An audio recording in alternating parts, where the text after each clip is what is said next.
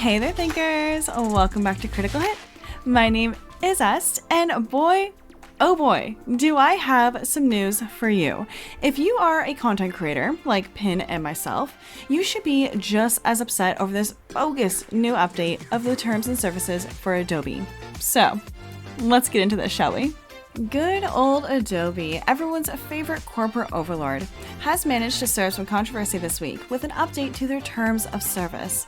Although this update sneakily took place a while ago, it only started ruffling some feathers when users began receiving prompts to agree to the new terms.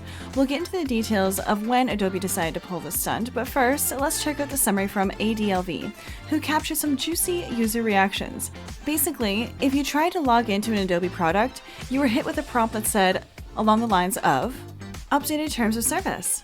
So, we've made some changes to the Adobe General Terms of Service regarding the use of software and services, including, so the highlighted point of concern here is, we may access your content through both automated and manual methods, such as for content review.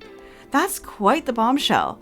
And to add insult to injury, users found they couldn't even access support or install Photoshop unless they swallowed this bitter pill and agreed to the new terms. So, Adobe quietly slipped this into their terms of service, which was updated on February 17th, thinking nobody would notice. Well, surprise! It only became a big deal when users were rudely interrupted with prompts to accept it on the 4th and the 5th. Talk about a delayed wake-up call. These terms included all sorts of fun stuff, like Adobe having the audacity to access and view or listen to your content through whatever method they fancy. It's like they think they're entitled to spy on you for services, feedback, or detecting fraud. I mean, how thoughtful of them. However, who needs privacy, right? Now, this controversy has certainly stirred the pot, prompting Jeremy Nozier, nailed it, from the Substance team to chime in. He assured everyone that they're not snooping on the Substance users' projects, emphasizing that doing so would bring serious backlash to the industry. This just highlights the stakes. If Adobe is indeed peeking at users' content, especially to train their AI, it could send users running the other way. But let's be real here. Just like other tech giants such as Microsoft, corporations just can't resist exploiting such access when given the chance. Oh, and here is another tidbit. Adobe's automated systems get to feast on users' content, using it as fodder to the fuel for their mighty learning engines. Isn't that just peachy? Yep, your precious content just might be the next meal ticket for Adobe's AI, making you an unwitting contributor to their grand experiment. And if that's not enough, users also graciously gift Adobe a non-exclusive, worldwide, royalty-free, sub-licensable license to do whatever they darn well please with your content, from reproducing to modifying and everything in between. Your content is now their playground for improving their services and software.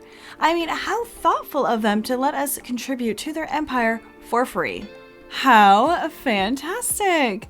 Let's talk about the oh-so-broad license Adobe has bestowed upon us.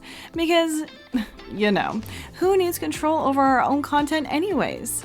Let's just sit back and watch as Adobe potentially waltzes right through our sensitive or NDA-protected files like in nobody's business. Sure, they say it's all for a noble cause of improving their products and services, but come on. We all know what they're really up to. And hey, don't worry about your local files. For now, at least. They promise not to snoop. I mean, promises, but who knows what the future holds.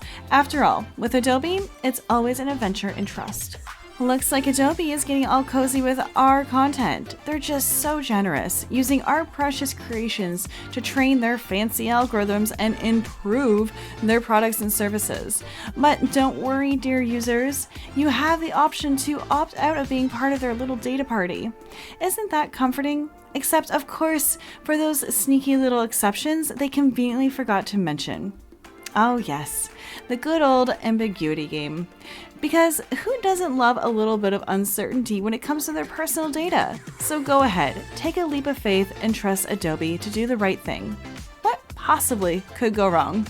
These gems, these so-called revised terms, were apparently updated back in February, but who would have guessed? Now they're finally catching the spotlight, and oh boy, are they raising some eyebrows, because nothing says trustworthy like sneaking in some shady clauses about poking around in your content. However, kudos to Adobe for giving us all a reason to double check how they're treating our precious data. Feel free to vent your frustrations in the comments below. And hey, before you go, subscribe to our channel, smash that like button, and ring the bell to be notified for our next video. As always, this is Est, and I'm signing off now, so I will see you in the next one. Toodles!